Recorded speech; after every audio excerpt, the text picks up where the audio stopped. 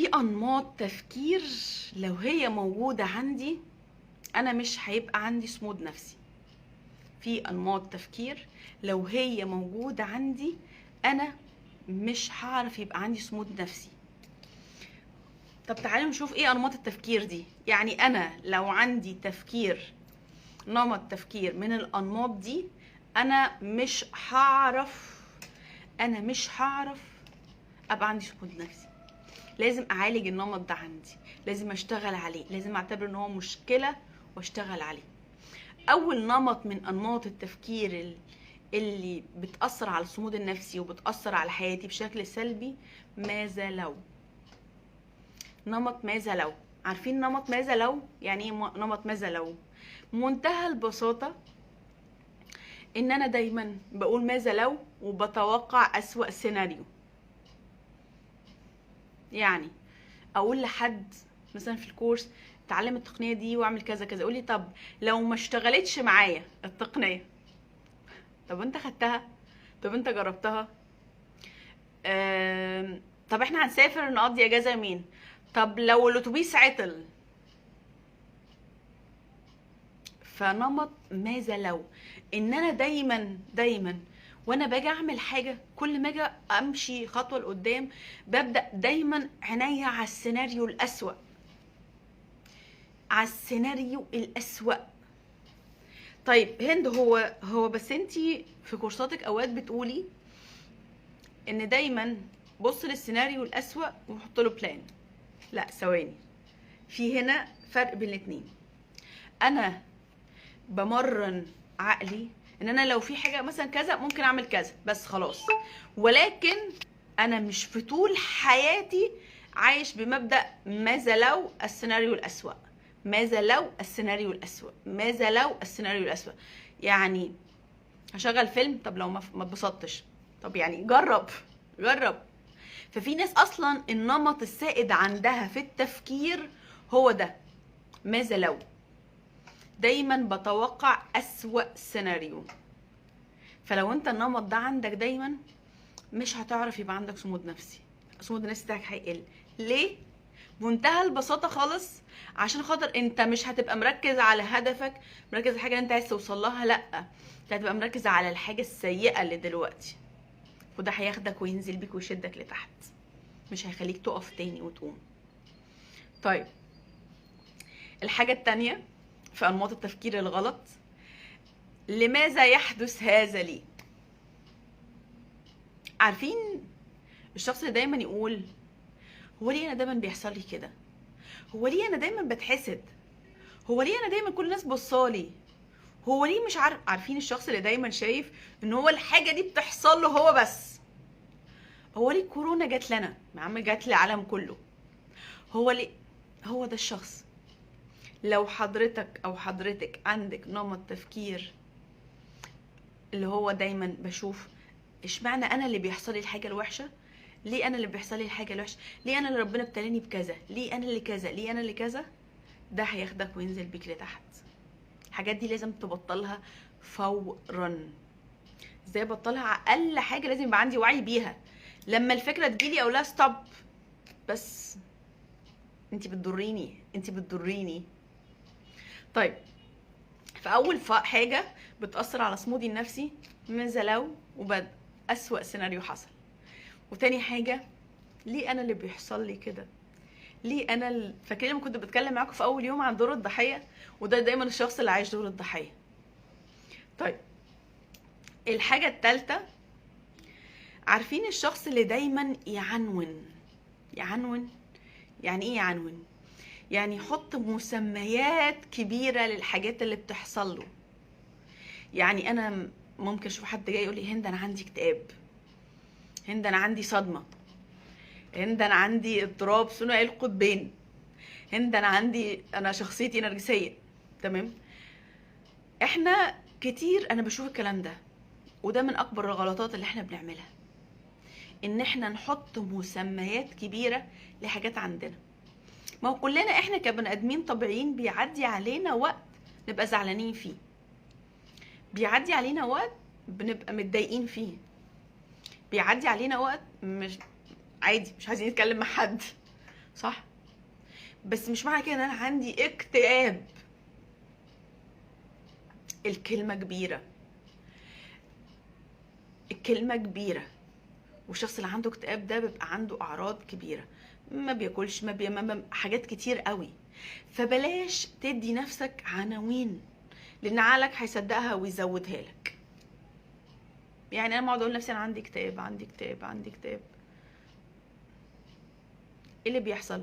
علي عمال يفكر في الاكتئاب اللي انا فيه، فهيسيبني قاعد تحت، مش هيخليني اطلع فوق، يبقى عندي صمود نفسي.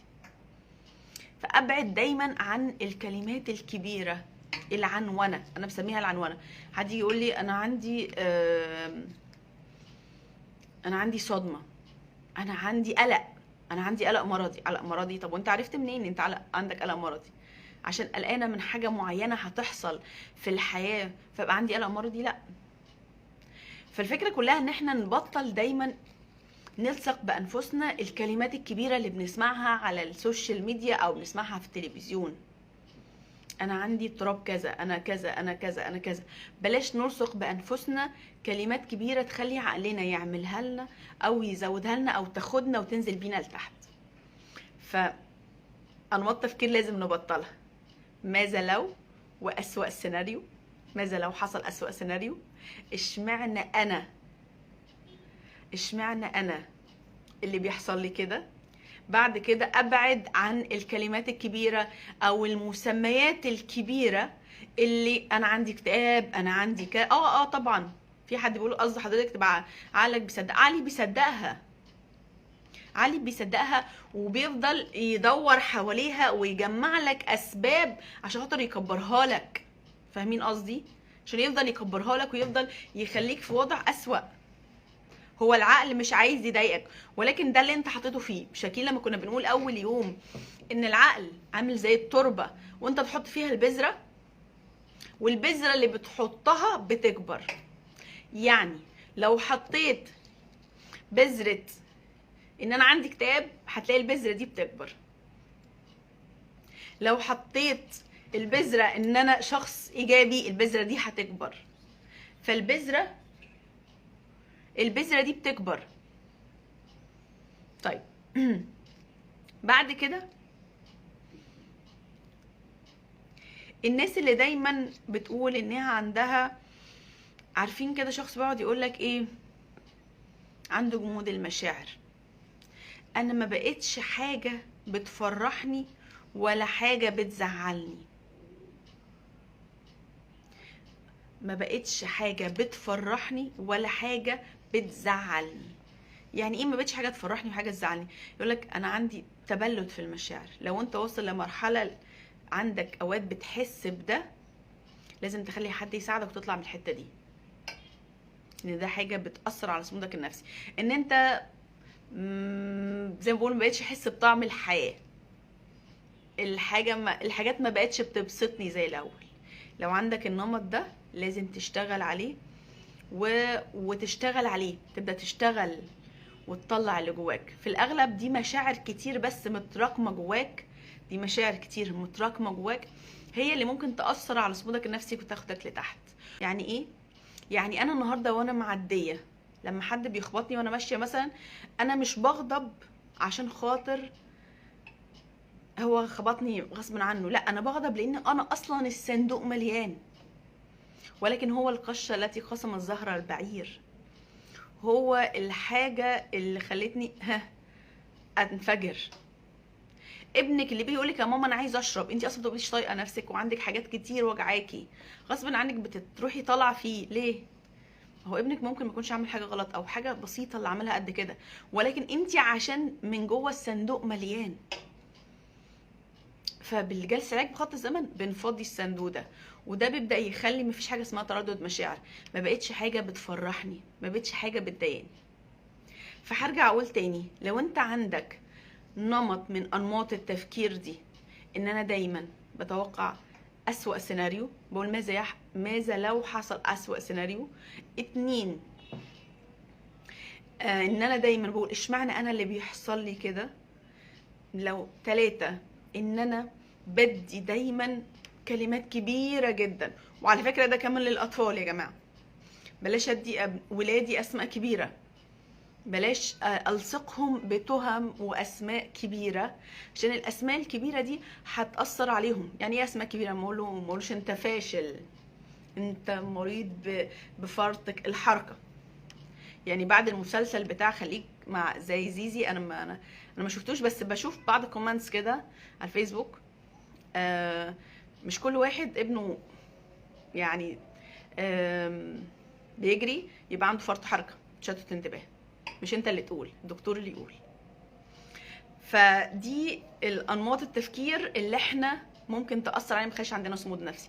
فعشان يبقى عندي صمود نفسي، عشان اقدر لما اقف تاني، انا محتاج واحد يبقى عندي هدف او حلم عيني عليه.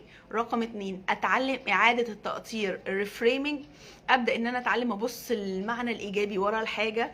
بعد كده احافظ على علاقاتي الاسريه، او يبقى عندي علاقه واحده حتى في الحياه، حد داعم ليا. بعد كده ان انا اتجنب انماط التفكير اللي هي الغلط، اللي بتقودني للمشاعر السلبيه. فده جزء كده ازاي نبني صمودنا النفسي.